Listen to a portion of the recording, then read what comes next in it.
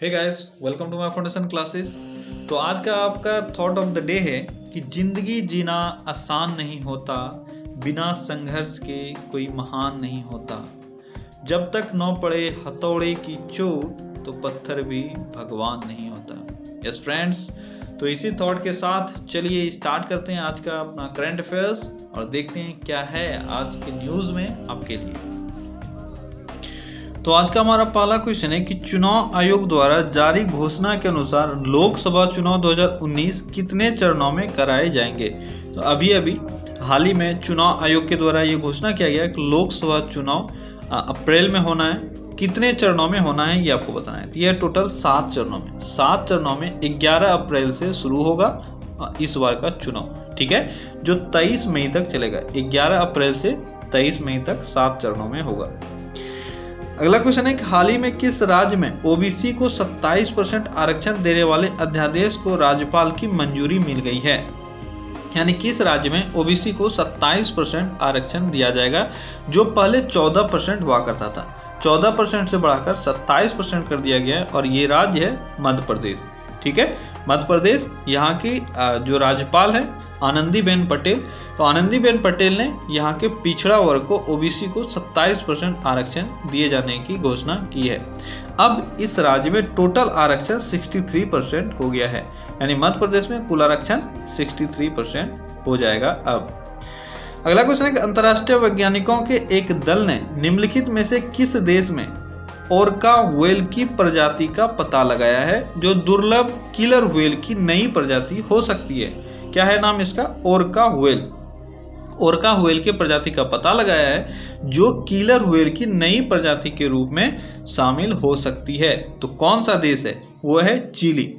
Chilli में वैज्ञानिकों ने पता लगाया है ओरका व्हेल के प्रजाति के रूप में।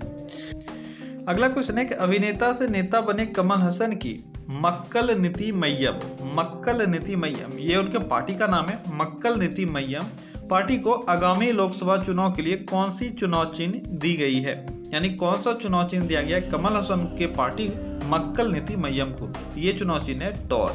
कौन सा चुनाव चिन्ह है? टॉर्च, जो मक्कल नीति मय्यम को दिया गया है।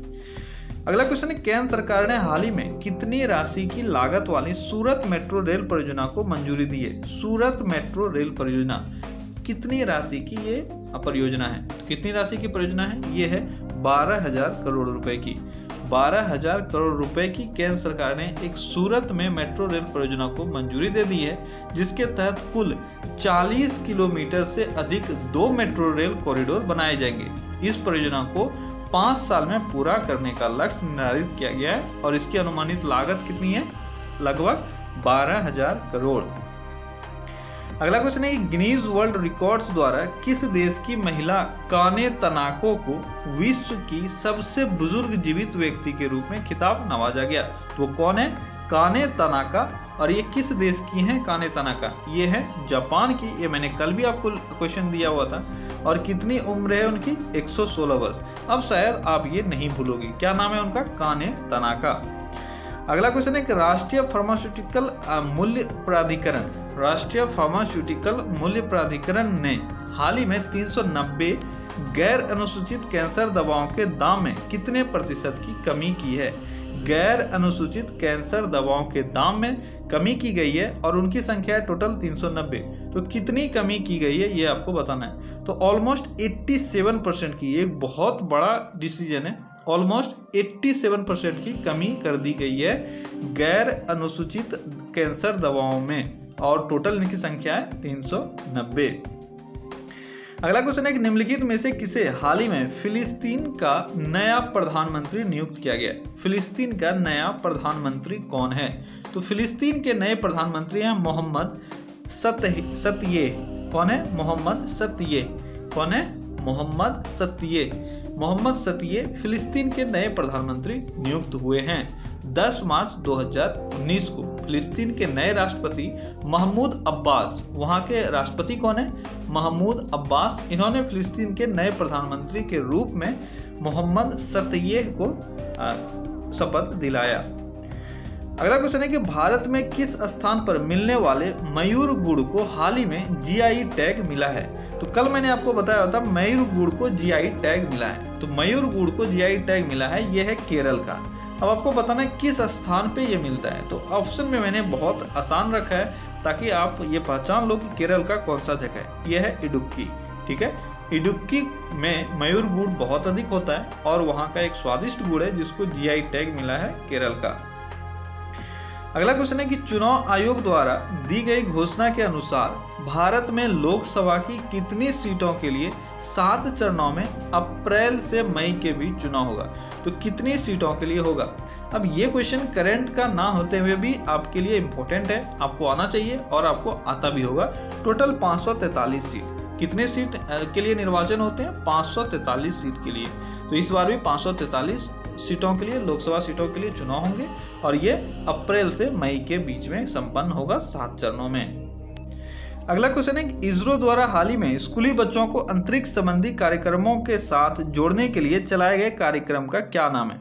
इसरो ने अभी हाल ही में एक कार्यक्रम चलाया है जो स्कूली बच्चों को अंतरिक्ष संबंधी कार्यक्रमों के साथ जोड़ेगा। उसका क्या नाम है? उसका नाम है यूविका। क्या नाम है? यूविका। यूविका का फुल फॉर्म है युवा वैज्ञानिक कार्यक्रम। युवा वैज्ञानिक कार्यक्रम, यह है यूविका। अगला क्वेश्चन है, हाल ही में ग्रीन पीस द्वारा जारी रिपोर्ट के अनुसार विश्व के शीर्ष 10 प्रदूषित शहरों में से कितने भारतीय शहर को नामित किया गया? बहुत इंपॉर्टेंट क्वेश्चन है। अभी हाल ही में ग्रीन पीस ने एक रिपोर्ट जारी किया जिसमें सबसे प्रदूषित शहर बताया गया वो है गुरुग्राम। भारत के गुरुग्राम को सबसे प्रदूषित शहर बताया गया विश्व में। और टॉप 10 अगर बात करें, टॉप 10 शहरों का जो प्रदूषित घोषित हुए हैं उसमें से कितने शहर भारतीय हैं? ये हैं टोटल 7 शहर। टॉप 10 शहरों में से 7 ऐसे शहर हैं जो भारतीय हैं और इनको प्रदूषित नामित किया गया है। अगला क्वेश्चन है, भारत के किस फैक्ट्री में AK-203 राइफल बनाए जाने का भारत रूस संयुक्त उपक्रम आरंभ किया गया है? भारत और रूस के बीच में संयुक्त उपक्रम का आरंभ किया गया है जो AK-203 राइफल बनाएगी। आपको यह बताना है कि कौन से फैक्ट्री में इसका शुभारंभ हुआ है। ये है कोरबा ऑर्डिनेंस फैक्ट्री। कौन सा है? Korba ordnance factory. और मैंने आपको बताया हुआ था कि AK-203 ये अमेठी में बनने को जा रहा है। अमेठी में कौन से फैक्ट्री में बन रहा है? ये है कोरबा ऑर्डिनेंस फैक्ट्री अमेठी। आपका जो पूरा आंसर होगा वो होगा कोरबा ऑर्डिनेंस फैक्ट्री अमेठी। अमेठी मैंने जानबूझ के हटाया है क्योंकि अमेठी मैंने आपको पहले बताया हुआ है और मुझे आज दूसरा चीज इसमें बताना था। अगला क्वेश्चन है, प्रधानमंत्री नरेंद्र मोदी द्वारा हाल ही में किस स्थान से वन नेशन वन कार्ड योजना की शुभारंभ की गई है? One nation one card, one nation one card, इसकी शुभारंभ की गई है गुजरात के अहमदाबाद से। गुजरात के अहमदाबाद से वन नेशन वन कार्ड की शुरुआत की गई है प्रधानमंत्री नरेंद्र मोदी के द्वारा। लोगों को देश भर में मेट्रो सेवाओं और टोल टैक्स समेत कई तरह की परिवहन शुल्क का भुगतान करने में सक्षम बनाने के लिए इस सेवा की शुरुआत की गई है। अगला क्वेश्चन है, भारत और बांग्लादेश के बीच संयुक्त सैन्य अभ्यास संप्रीति का 8वां संस्करण कहाँ हो रहा है? संप्रीति का 8वां संस्करण, संप्रीति का 8वां संस्करण कहाँ हो रहा है? ये हो रहा है तंगेल में। तंगेल बांग्लादेश का एक जगह है जहाँ पे संप्रीति का 8वां संस्करण हो रहा है। अगला क्वेश्चन है कि मार्च 2019 में जारी निल्सन के सहयोग से आयोजित ग्लोबल कंज्यूमर कॉन्फिडेंस सर्वे में कौन सा देश शीर्ष पर रहा? कौन सा रिपोर्ट है? यह ग्लोबल कंज्यूमर कॉन्फिडेंस सर्वे, ग्लोबल कंज्यूमर कॉन्फिडेंस सर्वे। यह निल्सन के सहयोग से जारी किया गया है और इसमें कौन सा देश टॉप पर है? यह है भारत। भारत टॉप पर है निल्सन के सहयोग से आयोजित ग्लोबल कंज्यूमर कॉन्फिडेंस सर्वे में। ठीक है। अगला क्वेश्चन है कि निम्नलिखित में से कौन दिल्ली चंडीगढ़ राजमार्ग पर सौर आधारित इलेक्ट्रिक वाहन चार्जर्स का एक नेटवर्क स्थापित करेगा? कौन करेगा? ये करेगा Bharat heavy electronics limited. Bharat heavy electronics limited यानी वेल दिल्ली चंडीगढ़ राजमार्ग पर सौर आधारित इलेक्ट्रिक वाहन चार्जर्स का एक नेटवर्क स्थापित करेगा। और इस परियोजना की शुरुआत भारी उद्योग की फेम योजना के तहत की गई है। फेम का फुल फॉर्म आपके लिए इंपॉर्टेंट है, आप फेम का फुल फॉर्म याद रखना। सबसे पहला बात आपने ये समझ लिया कि भारत हैवी इलेक्ट्रॉनिक्स लिमिटेड के द्वारा किया गया है और फेम इंडिया योजना के तहत। फेम का फुल फॉर्म क्या होता है? Faster adoption and manufacturing of hybrid and electric wheels in India. ठीक है, सॉरी व्हीकल्स इन इंडिया। तो फेम का आप एक बार फिर से full form soon low, faster adoption and manufacturing of hybrid and electric vehicles in India. क्या होता है, फेम में आपका लास्ट का 3 वर्ड जो आता है वो फेम में नहीं है, ठीक है। आप फिर से इसको देखो, faster adoption and manufacturing of hybrid and electric vehicles in India, ठीक है। इसी योजना के तहत इस कार्यक्रम की शुरुआत की गई है। अगला क्वेश्चन है, हाल ही में पर्यावरण और मानवाधिकारों पर संयुक्त राष्ट्र के विशेष दूत डेविड आर बॉयड ने कहा कि 10 बिलियन से अधिक लोग नियमित रूप से प्रदूषित हवा में सांस ले रहे हैं, जो उनके जीवन, स्वास्थ्य और कल्याण को खतरे में डाल रहे हैं। तो कौन है ये हैं David R Boyd. David R Boyd जो हैं पर्यावरण और मानवाधिकारों पर संयुक्त राष्ट्र के विशेष दूत।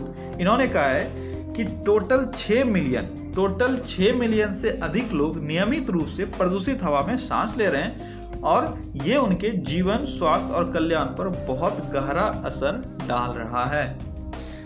अगला क्वेश्चन है, फोर्ब्स पत्रिका द्वारा 2019 में सर्वकालिक सबसे युवा सेल्फ मेड अरबपति किसे माना गया है? कौन है वो है काइली जेनर। फोर्ब्स पत्रिका द्वारा काइली जेनर को अब तक की सबसे कम उम्र की सेल्फ मेड अरबपति माना गया है। 21 साल की काइली जेनर ने 2015 में अपने काइली कॉस्मेटिक्स की ऑनलाइन शुरुआत करने के बाद अरबपतियों की वार्षिक फोर्ब्स की सूची में जगह बनाई है। तो इनका टोटल कुल एज है 21 वर्ष और इन्होंने जो कंपनी स्टार्ट किया था उसका नाम है काइली कॉस्मेटिक्स और इन्होंने इसकी शुरुआत ऑनलाइन की थी। फोर्ब्स ने कहा कि वह दुनिया की सबसे कम उम्र के अरबपति और अब तक की सबसे कम उम्र की सेल्फ मेड अरबपति हैं। अगला क्वेश्चन और आज के सेशन का आखिरी क्वेश्चन है कि मार्च 2019 को भाभा परमाणु अनुसंधान केंद्र यानी बार्क का निर्देशक किसको नियुक्त किया गया? तो बार्क के निर्देशक अभी कौन नियुक्त हुए हैं? तो ये हैं अजीत कुमार मोहंती। अजीत कुमार मोहंती को बार्क का निदेशक नियुक्त किया गया है। उन्हें 3 वर्ष की अवधि के लिए यह नियुक्ति दी गई है और वर्तमान में BARC यानी बार्क में भौतिक समूह के निदेशक और सहानाविकीय भौतिक संस्थान के निदेशक भी हैं। साइंस इंस्टीट्यूट आप जानते हो, तो साइंस इंस्टीट्यूट के भी ये डायरेक्टर हैं, ठीक है। और बार्क का मुख्यालय कहाँ? तो बार्क का मुख्यालय है मुंबई में। ओके फ्रेंड्स, तो आज के सेशन बस इतना ही। चलिए फिर से मिलते हैं कल इसके अगले सेशन में। Till then take care, bye bye.